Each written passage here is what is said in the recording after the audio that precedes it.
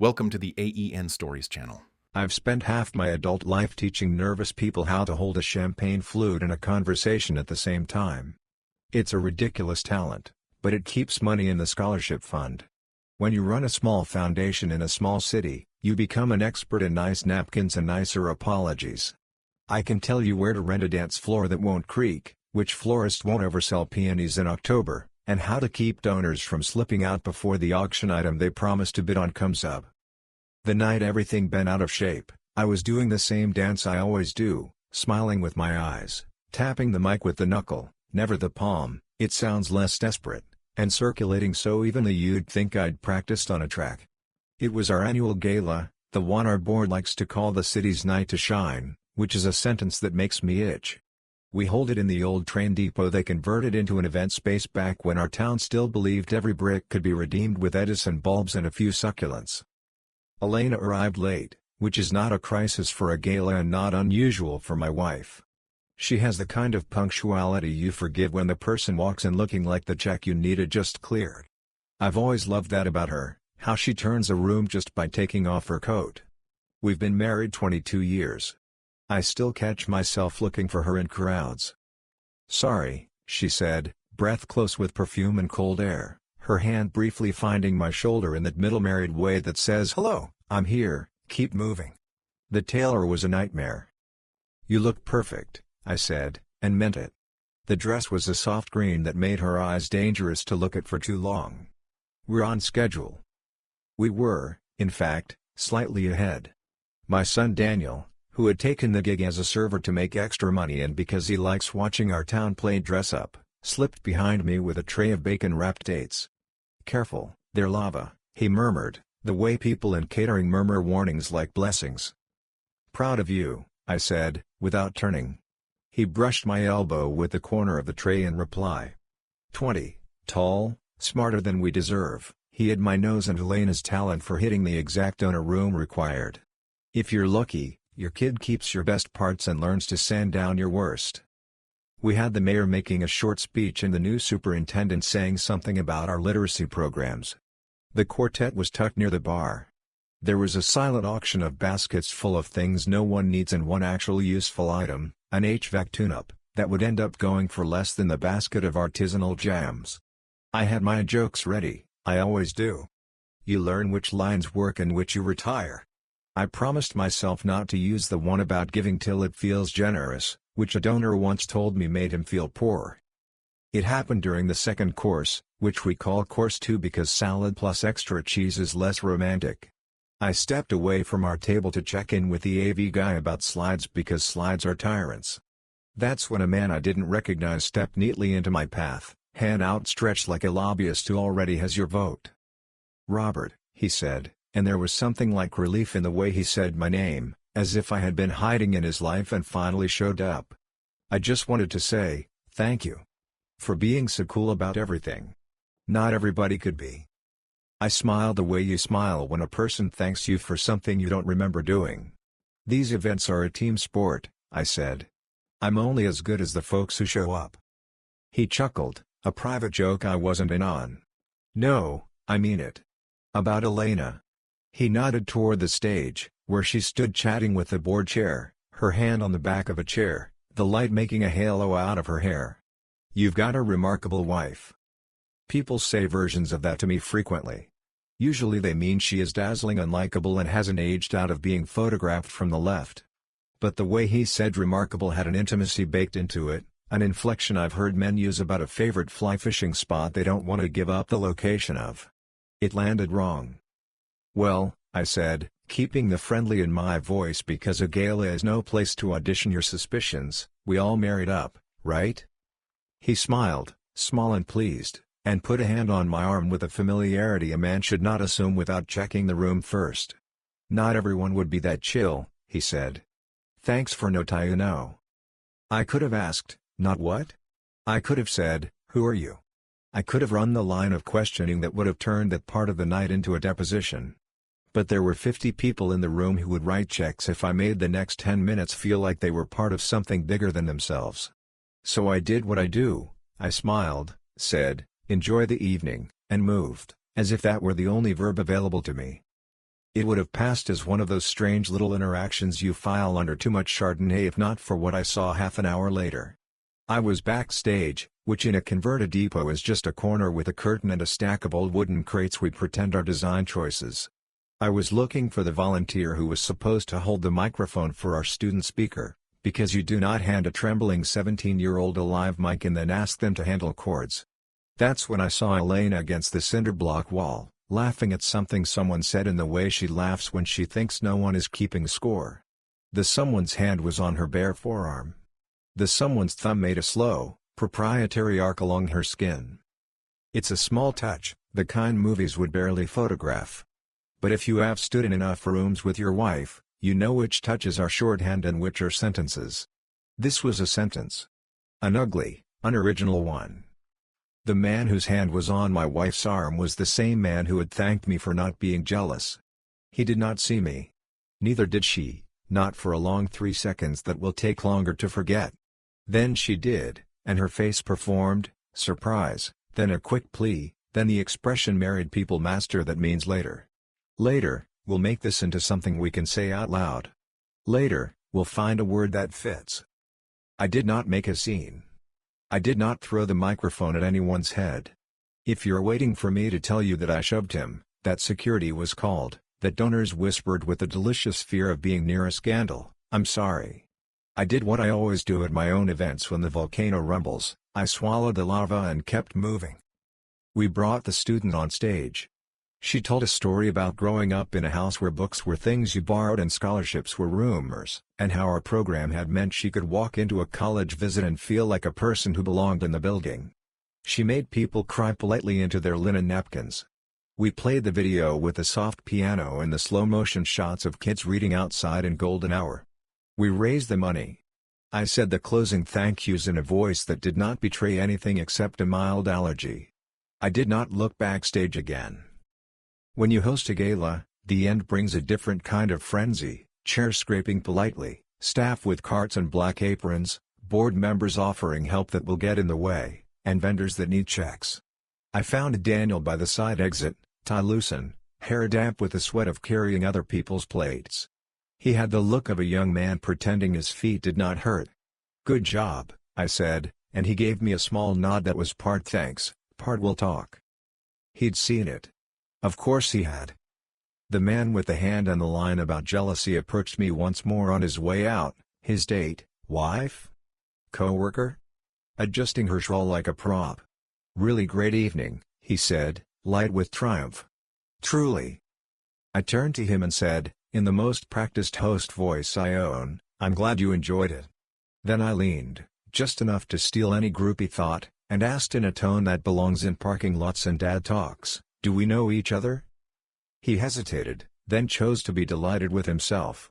"I hope we can," he said. He held my gaze a beat past polite, then left. I watched him go with the same neutral expression I use on $1,000 donors and the occasional drunk uncle. On the drive home, Elena and I took separate cars, which the practicalities of event planning made easy. She had come later, I'd come early. We had 2 vehicles. There was no conversation to have in the SUV while Waze suggested routes and my brain tried to produce a sober sentence. The air in my car smelled faintly of starch and the lingering citrus of rental linens. It is entirely possible I drove 5 miles under the speed limit like a man wary of making his own trouble. At home, Daniel was already there. He'd left as soon as the last tray was stacked. He sat at the kitchen table with that posture boys use when they think being upright is the same as being composed. He looked older under our kitchen light, the one Elena always says makes everyone look a little too honest. "Dad," he said. "Yeah." I saw. I nodded. "Me too." He was quiet for a long moment. When he spoke, his voice was smaller than he wanted it to be. "Mom, he stopped. "Tried again. She humiliated you. In front of everyone. I had a tray in my hand. She didn't even know." The cruelty of that landed in my ribcage. The way we harm each other without knowing who's holding a tray nearby. "You didn't drop it," I said. "That's something." He huffed, almost a laugh. "Yeah. Great job, me." "We're not going to do this here," I said. We're not going to fill the house with words we can't unsay. I put the kettle on, a ritual my mother installed in me for situations that require heat you can control. Your mom is going to come home. I'm going to tell the truth. And then we'll decide the next right thing. Tonight the next right thing is tea and sleep. He looked at me like he wanted me to be angrier than I appeared to be, which is fair. She made you look like a fool. No, I said, and surprised myself with the conviction in my voice. He made himself look like a fool. She made a choice that hurt our family. I am a lot of things tonight. A fool isn't one of them. Elena walked in then, door soft against the frame, keys in that clink that announces a person trying to be less present. She looked at Daniel first. Honey. He stood. Don't, he said, and the words stabbed the room. Don't call me that tonight. He moved past her without contact and went upstairs, his shoulders set in a stiffness that belongs to men learning how to carry more than they should. Elena stayed standing near the doorway like she wasn't sure our furniture still worked for her. Robert, she said. Kitchen table, I replied, because location matters. Arguments in doorways feel like ambushes. Arguments at tables can, with luck, turn into meetings. We sat. The kettle ticked. The house hummed with the white noise of the refrigerator and the exhausting normalcy of a home after a big night. I folded my hands because it gives them something to do besides betray me. I'm not going to make a speech, she said. I'm not going to spin. I'm going to tell you what you already know and what you saw. She took a breath. I've been seeing someone. It started at the gym. Then coffee. Then excuses. It was selfish. It was wrong. I ended it last week, and then tonight I thought I could keep it separate. I'm sorry. The last word didn't tremble. It didn't perform. It just sat there, an ugly gift wrapped in accuracy. I looked at her face, the face I have known with eyeliner and without, with sleep and without, with joy and without. How long? 4 months, she said. His name? She told me. It was a name I had heard at other parties. This is a small city, we recycle our scandals. He thanked me, I said, and watched confusion cross her face like a cloud crossing the sun. He thanked me for not being jealous. She closed her eyes. He thinks he's charming, she said, not bothering to dress it up. Daniel saw, I added. She flinched hard, the way you flinch when someone slams a door in the room you're sleeping in. God.